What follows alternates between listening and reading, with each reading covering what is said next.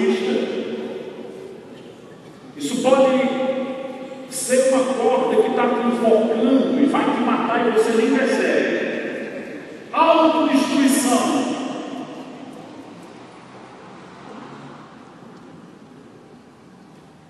Quando a Bíblia diz, Jesus falando, aquele que amar a si mesmo,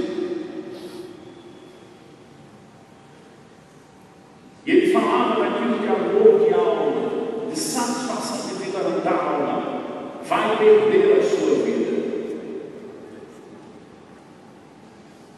Mas aquele que amar ao Senhor, mortificando as obras, as paixões da carne, o que implica a palavra disciplina, lá em Hebreus 12, deixa eu te dizer, existe uma dor na mortificação da carne, mas deixa eu te dizer, vai habitar seguro, tranquilo, sem temor do mal. Deus vai exaltar, Deus vai te promover, Deus vai confirmar a aliança dele na tua vida.